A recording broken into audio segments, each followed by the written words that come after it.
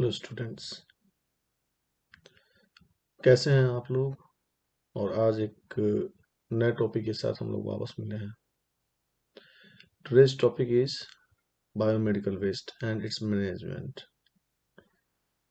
Biomedical waste जो है उसके बारे में अगर हम लोग देखें आज के लिए, तो आज हम लोग बात करेंगे इसके डिफिनीशन के बारे में कि आखिर किसको हम लोग बायोमेडिकल वेस्ट बोलेंगे, and its classification, how many how we can classify biomedical waste, hazard of the health waste, what impact or what hazardous effect biomedical waste causes on our health we will discuss, and category of BMW, that we will discuss their category, methodology and steps in management of biomedical waste, color coding, very important, and treatment and disposal, how to treat the biomedical waste and how to dispose the biomedical waste. So this today's class is very important because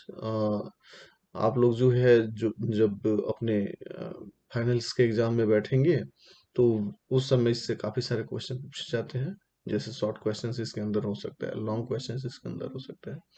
इसके अलावा आप लोग जब बैठते हैं, आपको जब आप लोग वाइवा के अंदर बैठेंगे, तो वैसे कंडीशन में आप लोगों को हमेशा ध्यान देना होगा कि बायोमेडिकल वेस्ट के ऊपर जो है वो कलर कोडिंग के ऊपर काफी सारे क्वेश्चंस होते हैं।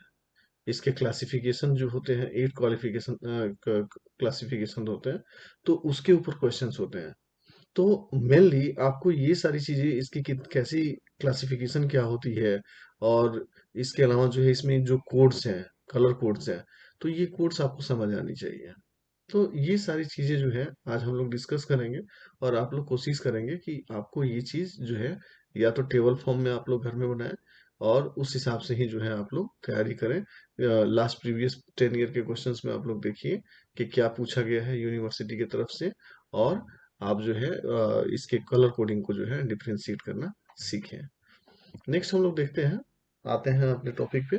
तो इसका डिफिनीशन जो है, सो बायोमेडिकल वेस्ट जो है उस वो any waste, any kind of waste which is generated during the diagnosis, treatment and immunization of human being or animals, or in research activities pertaining thereto, or in the production of or test of biological and including categories as mentioned in schedule 1।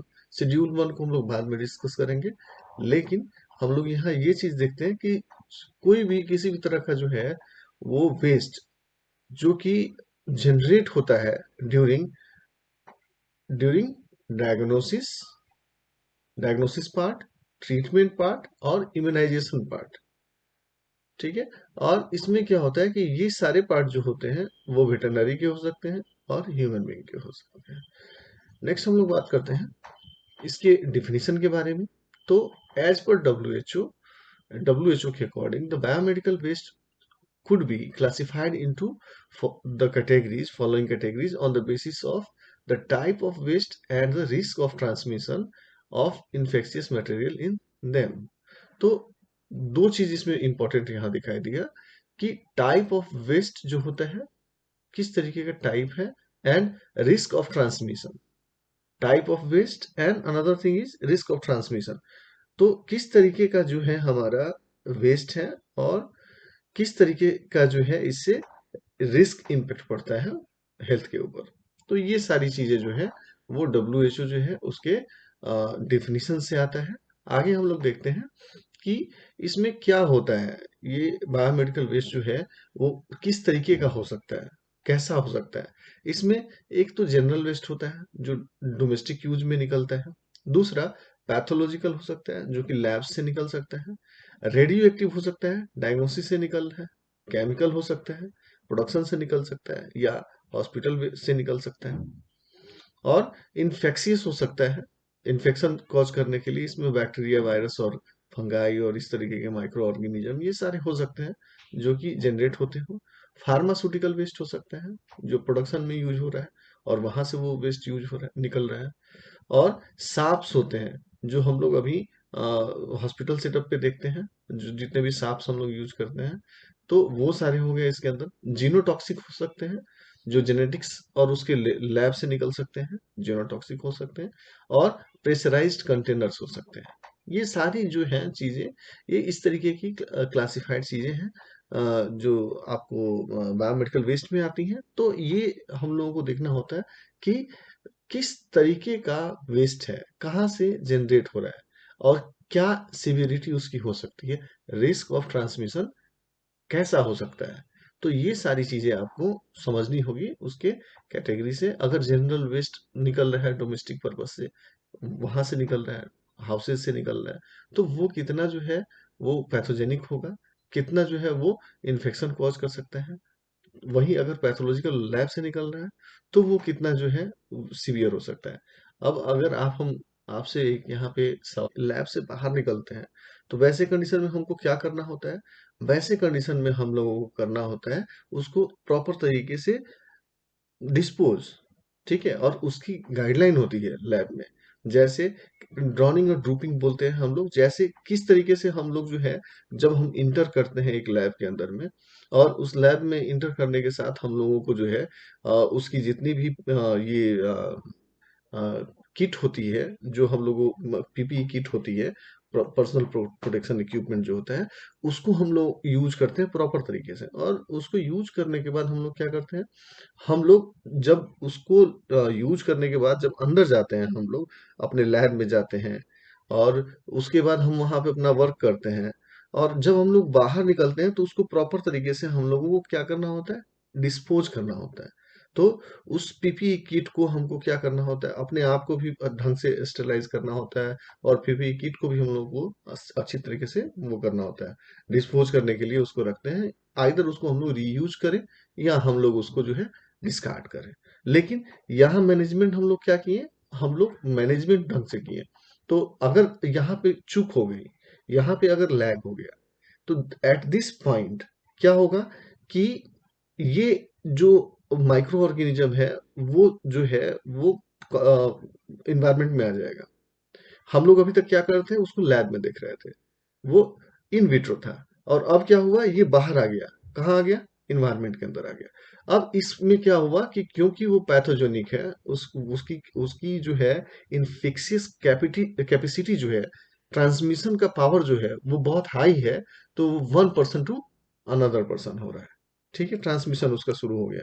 तो अगर मान लीजिए कि किसी lab से suppose करिए कि कोई वायरस अगर इस तरीके से बाहर निकल गया, तो क्या होगा, अब वो कम्युनिटी स्प्रेड करना शुरू करेगा। वो जो है पॉपुलेशन को डिजीज कॉज करना शुरू करेगा। तो यहाँ हमारा जो वेस्ट मैनेजमेंट का जो फंडा है, जो हमारा कंसेप्ट है, वो बहुत ही ज्यादा इंपॉर्टेंट है। तो हम लोगों को इस तरीके से इसमें देखना होता है कि किस तरीके का हमारा वेस्ट है, और उससे किस तरीके का और किस लेवल का ट्रांसमिशन हो सकता है। और अगर हम लोगों को बायो वेस्ट मैनेजमेंट के बारे में मालूम है कि हम इसको कैसे कर सकते हैं, हम लोग मेडिकल जो है वो टीम है, यूनिट है, मेडिकोज है, तो हम लोगों को वहाँ ध्यान देना होता है।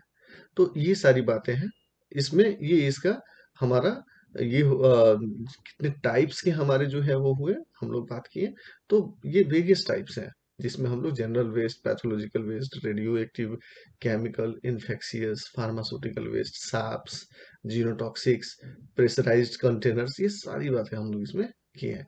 नेक्स्ट हम लोग इसमें क्या देखते हैं कि इसमें हम लोग देखते हैं ये कि जो हेल्थ हैजार्ड ऑफ होता है, हेल्थ केयर वेस्ट, ये किस तरीके का हो सकता है। मतलब ये जो है किस तरीके की डिजीजेस को, किस तरीके की जो है मॉर्बिडिटीज को ये कॉज कर सकता है। तो हम लोग इसमें क्या देखते हैं, हम लोग देखते हैं कि hazards from infectious waste and sharps. सबसे पहले हम लोग बात कर रहे हैं कि जो इन्फेक्शियस वेस्ट है और सार्प है, उसके वजह से क्या कॉज हो सकता है हेल्थ हेल्थ के ऊपर में। तो ये क्या करता है, ये जो है इसमें पैथोजेंस इन इन्फेक्शियस वेस्ट में enter in the human body through a puncture, abrasion और cut in the skin, through mucous membrane by inhalation और इंजेक्शन। तो ये यहाँ पे क्या हुआ, ये इन्फेक्शियस वेस्ट जो है और साफ जो है वो ह्यूमन बॉडी में पंचर के थ्रू, एब्रेशन के थ्रू और कट जो होता है, जैसे मान लीजिए कि स्किन कट हो गया, अगर वहां पे सर्जरी हो रहा है इस ओटी के अंदर में, और जो मान लीजिए कि पेशेंट है उसके साथ हम स्कैल्प जो है उसको वहां पे यूज कर रहे हैं, और बाय मिस्टेक और एक्सीडेंटली क्या हुआ कि सर्जन को कट लग गया, तो म्यूकस मेम्ब्रेन और स्किन के थ्रू क्या हुआ, ये हमारे बॉडी के अंदर इंटर कर गया। तो वहां क्या हुआ, हैजार्ड हुआ इन्फेक्शियस एलिमेंट्स का, पार्टिकल्स का, इन्फेक्शियस जो है एजेंट का। कहाँ, डॉक्टर और कोई भी मेडिकल स्टाफ वहाँ जो सेकंड पर्सन है उसके अंदर, और भाया आपको जो है वो स्किन और म्यूकस मेम्ब्रेन, इनहेलेशन और इंजेक्शन। तो यहाँ हमारा इन्फेक्शियस बेस्ड जो होता है उसका हैजार्ड शुरू होगा, वो डिजीज कॉज करेगा।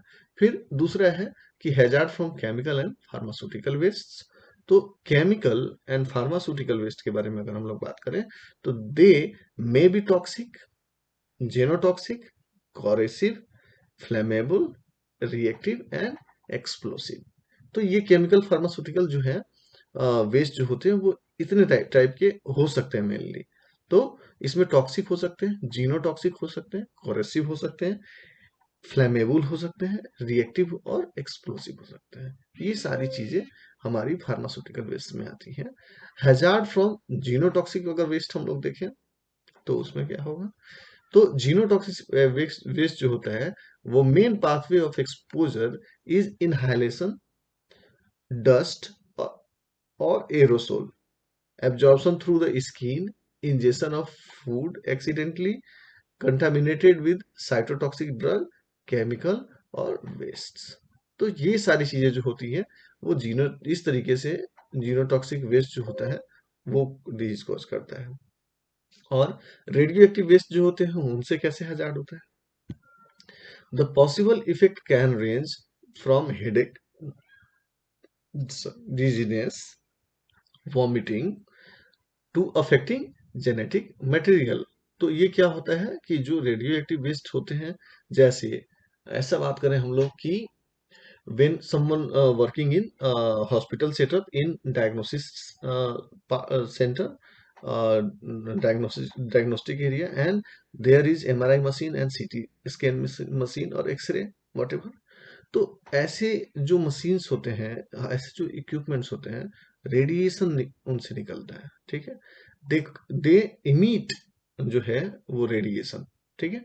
और ये रेडिएशन क्योंकि बहुत लंबे समय तक वहाँ के स्टाफ जो होते हैं वो उसमें चाहे वो लेड जो है वो जैकेट पहनते हैं, फिर भी उनको कुछ ना कुछ जो है रेडिएशन वो एब्जॉर्ब वो करते रहते हैं।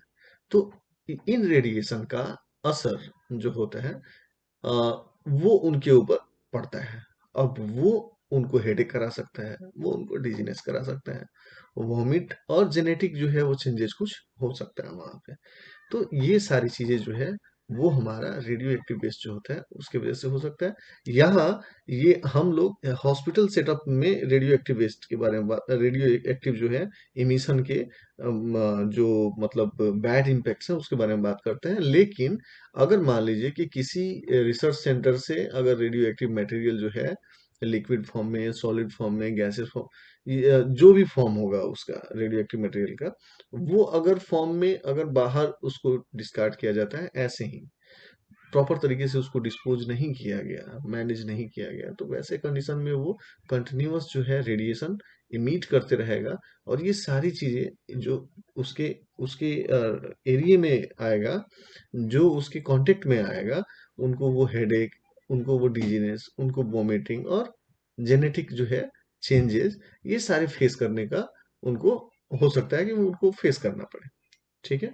वो डिपेंड करता है कि कितना जो है पावर का और कितना जो है इफेक्टिव वो एलिमेंट है, वो जो रेडियो एक्टिव मटेरियल है वो कितना इफेक्टिव कॉज करने हैजार्ड कॉज कर सकता है।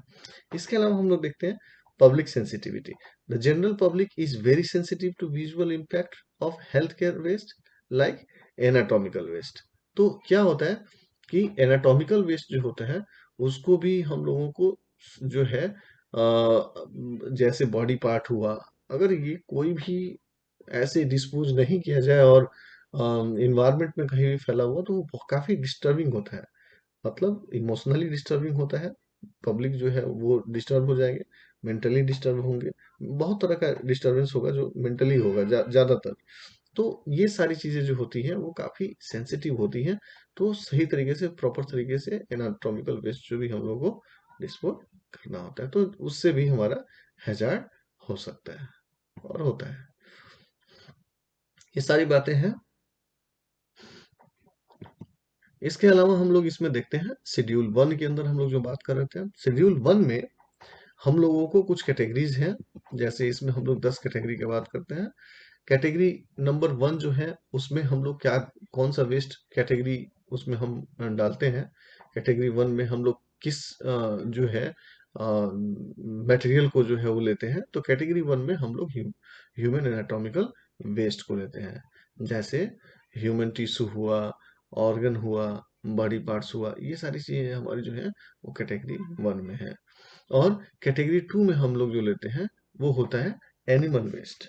तो एनिमल वेस्ट में हम लोग क्या देखते हैं, एनिमल का टिश्यू हुआ, एनिमल का ऑर्गन हुआ, इसके अलावा जो है रिसर्च में जो हम लोग ब्लड यूज करते हैं, ब्लड रिसर्च के दौरान जो ब्लड होता है, उसके अलावा जो है waste generated by veterinary hospitals, उसके यहाँ से जो वेस्ट निकलता है उनका, और डिस्चार्ज फ्रॉम हॉस्पिटल और एनिमल हाउस जो डिस्चार्ज वहां से निकल रहे हैं। तो ये सारी चीजें जो होती है हमारी कैटेगरी 2 की जो है वो कैटेगरीज होती है वेस्ट की। इसके अलावा हम लोग कैटेगरी 3 पे बात करते हैं। कैटेगरी 3 में जो है वो आपको माइक्रोबायोलॉजिकल जो है एंड बायोटेक्नोलॉजिकल वेस्ट जितने भी होते हैं वो हमारे आते हैं। माइक्रोबायोलॉजी के जो हमारे वेस्ट होंगे वो आएंगे कैटेगरी 3 में, जो कि टेक्नोलॉजी से रिलेट करते हैं, जैसे waste from lab culture.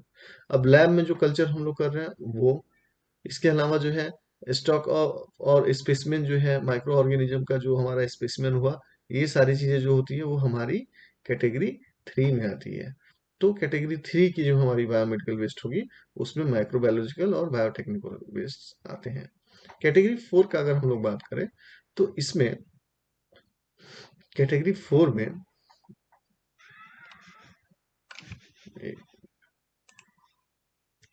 Pause लें।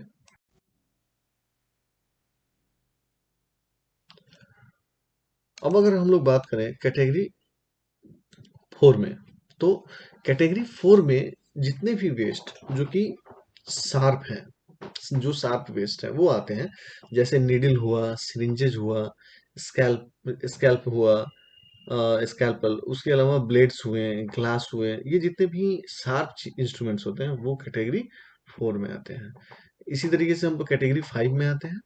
तो कैटेगरी 5 में जितने भी डिस्कार्डेड मेडिसिन हुए हैं, साइटोटॉक्सिक जो ड्रग्स हुए हैं, वो सब हमारे कैटेगरी 5 में आते हैं। कैटेगरी 6 में अगर हम लोग बात करें तो जो सॉलिड वेस्ट होते हैं, जैसे जो कंटामिनेटेड विद ब्लड हो गया, आइटम्स जो होते हैं वो कंटामिनेटेड विद ब्लड हो गया, एंड फ्लूइड हुआ, कॉटन हुआ, ड्रेसिंग जो है वो प्लास्टर्स हुआ, कास्ट जो होते हैं वो, बेडिंग्स हुआ, ये सारे मटेरियल्स जो होते हैं वो हमारे सॉलिड वेस्ट होते हैं जो कि कैटेगरी 6 में आते हैं। कैटेगरी 7 में हमारे जो है उसमें भी सॉलिड वेस्ट ही होते हैं, लेकिन ये वेस्ट जो होते हैं वो generated from disposable items and other than the sharp such as जो ट्यूब्स होते हैं, शार्प्स सच एज जो ट्यूब्स हुए, कैथेटर्स हुए, इंट्रावेनस सेट्स हुए, आईवी सेट्स हुए, ये सारे जो है उनको छोड़ दीजिए और बाकी जो हमारे रीयूजेबल है सॉलिड वेस्ट में वो हमारे आ जाते हैं। ठीक है। इसके अलावा कैटेगरी 8 है। कैटेगरी 8 में हमारा लिक्विड वेस्ट है। तो लिक्विड वेस्ट में क्या निकल के आता है, जैसे वेस्ट जो है वो लैब के वॉशिंग में, हाँ, waste generated generated from lab and washing, cleaning में, housekeeping and disinfecting activities जो होती हैं, उसके अंदर जो लिक्विड निकल रहा है वो सारे लिक्विड जो होते हैं हमारे कैटेगरी 8 के लिक्विड होते हैं। इसके बाद आता है कैटेगरी 9, जिसके अंदर इंसिनरेशन एश होता है। जो इंसिनरेशन का पार्ट होता है उसमें जो जनरेट होता है एश, वो एश आता है कैटेगरी, जो राख होता है वो आता है कैटेगरी 9 में। इसके बाद आता है कैटेगरी 10। कैटेगरी 10 जो हमारा फाइनल कैटेगरी है, इसके अंदर chemical used in production of biological chemical used in chemicals used in disinfection and insecticide etcetera. तो ये जो केमिकल हम लोग यूज करते हैं डिसइंफेक्शन में, या हम लोग यूज करते हैं इंसेक्टिसाइड के रूप में, तो ये सारे जो हैं वो हमारे आते हैं किस कैटेगरी में? तो ये आते हैं आपको कैटेगरी 10 में। तो ये 10 कैटेगरीज जो हुए, और इसमें जो है क्या किस कैटेगरी के अंदर आएगा ये हम लोग अभी डिस्कस किए। इसके अलावा अब हम लोगों को ये देखना होता है कि किस तरीके से हम लोग ये बायोमेडिकल वेस्ट जो है उसको हैंडल करते हैं। तो how we handle the methodology of biomedical waste. तो हम लोग इसको कैसे करेंगे कि we segregate the different category of waste at the point of generation. Same time जहां हमारा वो जनरेट हो रहा है, जिस सेटअप में हो रहा है, अगर वो इम्यूनाइजेशन सेटअप में हो रहा है तो वहाँ इम्यूनाइजेशन सेटअप पे, और अगर वो आईपीडी के अंदर हो रहा है या ओपीडी के अंदर हो रहा है, तो हमारा ये जो जिस तरीके से कलर कोडिंग है या कैटेगराइजेशन है, तो उसी तरीके से हम लोग उसको क्या करते हैं, सबसे first at the generation point ही हम लोग सेग्रीगेट कर देते हैं।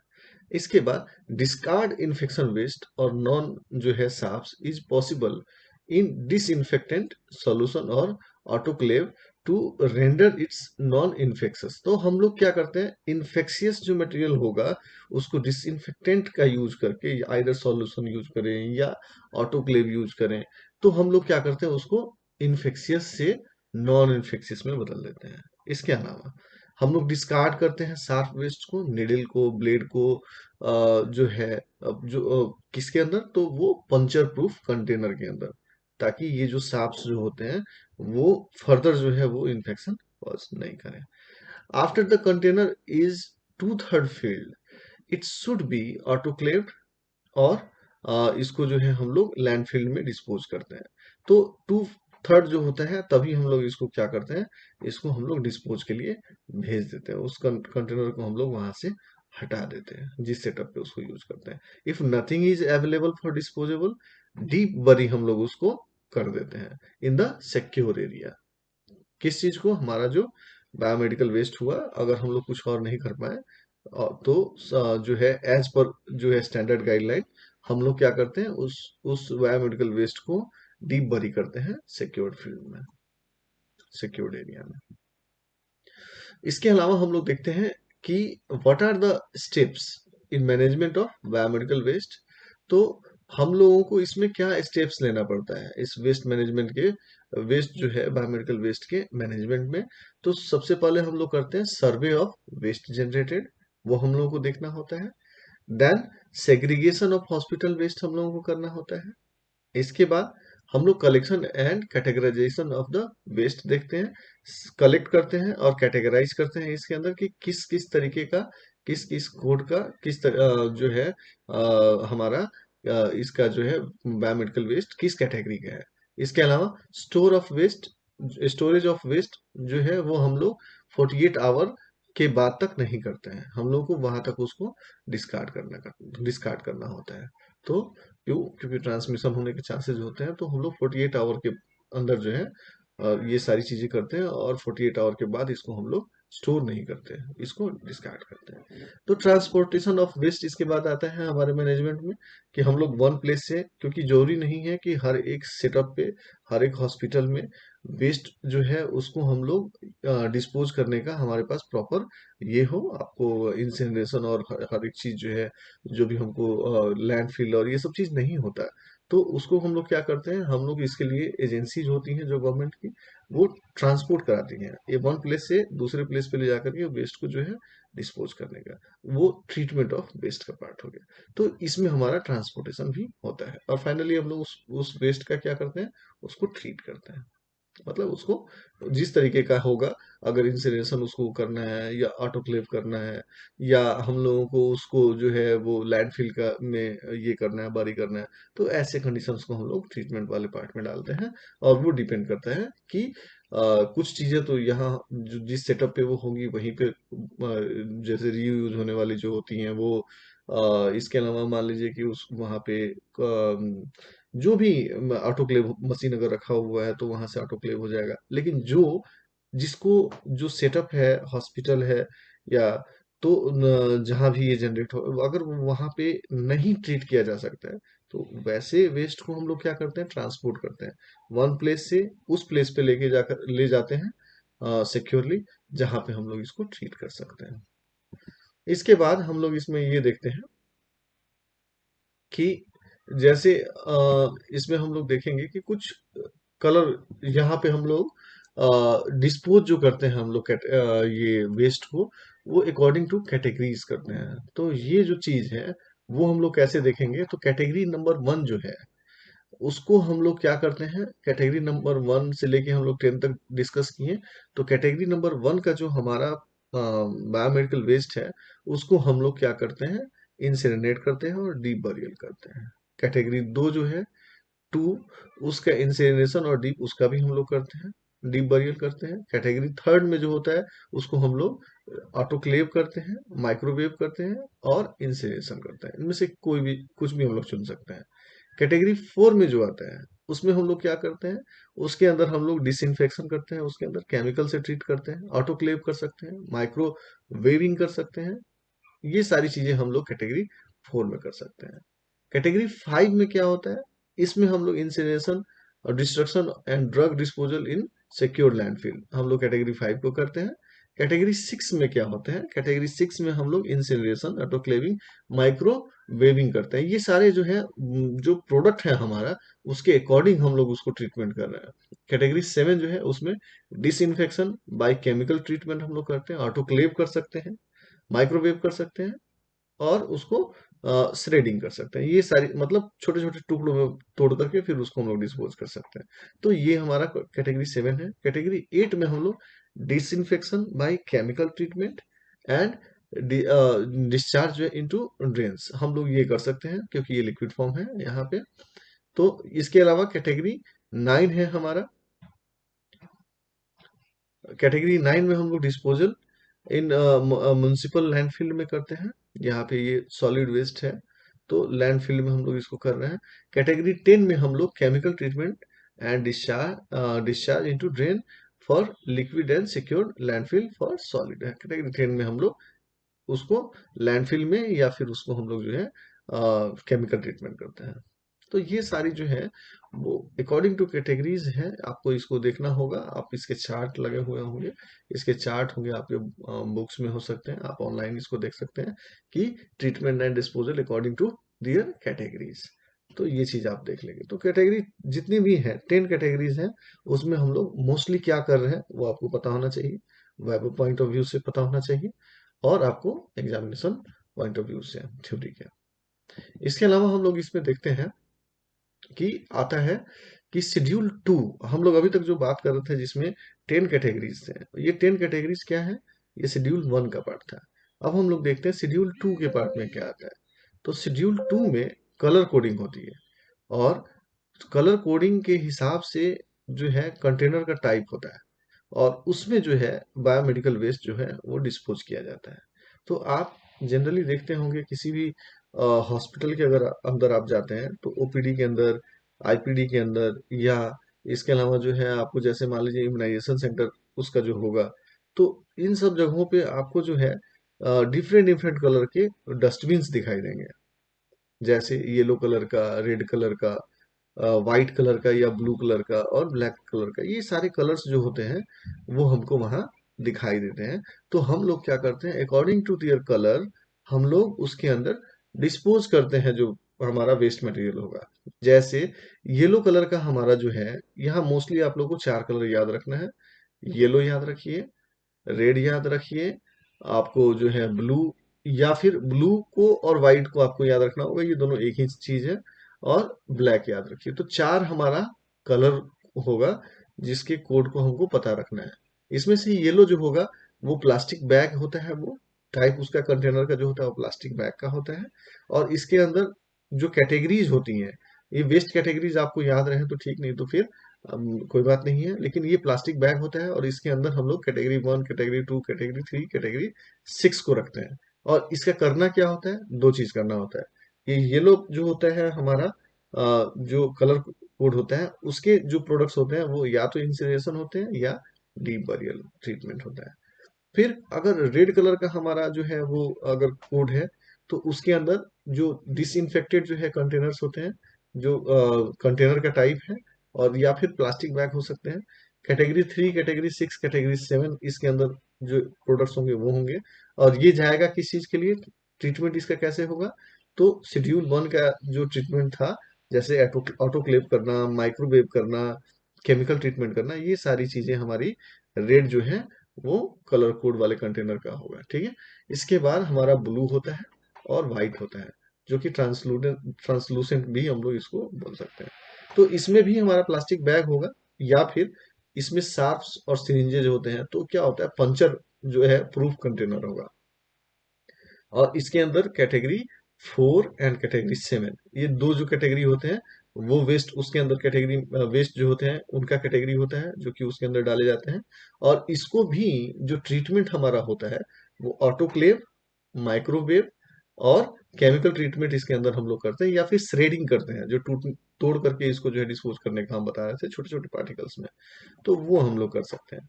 और फाइनली हमारे पास ब्लैक कलर होता है, वो भी प्लास्टिक बैग होता है, कैटेगरी 5, कैटेगरी 9 और कैटेगरी 10, जिसका जो सॉलिड वेस्ट था वो उसके अंदर आता है। और ये ब्लैक कलर का जो हमारा कंटेनर है, उसको हम लोग क्या करते हैं, उसको करते हैं सिक्योर्ड लैंड फील्ड में हम लोग उसको डिस्पोज करते हैं। ये सारी चीजें हैं जिसमें हम लोगों को ये कलर कोड्स के बारे में पता होने चाहिए। इसके डिफरेंट शेड्यूल 1 के अंदर अगर हम लोग बात करें तो हमारी 10 कैटेगरीज हम लोगों को पता होनी चाहिए। और अगर शेड्यूल 2 के बारे में बात करें तो ये कलर कोड्स हमको पता होने चाहिए कि रेड क्या होता है, ब्लू क्या होता है, ब्लैक क्या होता है, येलो क्या होता है। ये सारी कलर्स हम लोगों को मालूम होनी चाहिए। और जहां जहां भी जो कलर कोडिंग है, तो उसपे हम लोगों को जो एग्जामिनेशन पॉइंट ऑफ व्यू से अगर हम लोग देखें, तो वाइवा का फेवरेट पार्ट होता है ये। जैसे जैसे आप इम्यूनाइजेशन में अगर आप देखते हैं, तो इम्यूनाइजेशन के अंदर आपको वो ममता कार्ड होता है, जिसके अंदर बच्चे के इम्यूनाइजेशन का पूरा जो है 1 ईयर का या 5 ईयर का जो है ना, वो कलर ग्राफ्स बने होते हैं। और उसमें उसके डेवलपमेंट को कलर कोड के हिसाब से दिखाया हुआ होता है। तो एक तो ये हो गया, डिजास्टर में हमारे कलर्स होते हैं। तो क्या होता है, फेवरेट फेवरेट जो होता है ना, जो एग्जामिनर आते हैं, एक्सटर्नल्स आते हैं, उनका फेवरेट पार्ट होता है कलर कोड। तो ये चीज भी हम लोगों को जो है ध्यान देना चाहिए। और वेस्ट मैनेजमेंट एक बहुत ही सेंसिटिव टॉपिक होता है, बहुत ही सेंसिटिव मैटर होता है। वो एज ए मेडिको, हर एक मेडिकल को, और आजकल तो इसकी काफी सारी जो है वो पब्लिक को भी अवेयर करने के लिए, इस कलर का जो है वो डस्टबिन, इस कलर का डस्टबिन, इसमें आप जो है लिक्विड डाल सकते हैं, इसके अंदर आप रीयूजेबल जो है वेस्ट, ऐसा करके पब्लिक को भी अवेयर किया जा रहा है। तो बात ये है, as a medical, being medical, ठीक है, वर्किंग इन मेडिकल एनवायरनमेंट, हम लोगों को ये कलर कोड्स पता होने चाहिए।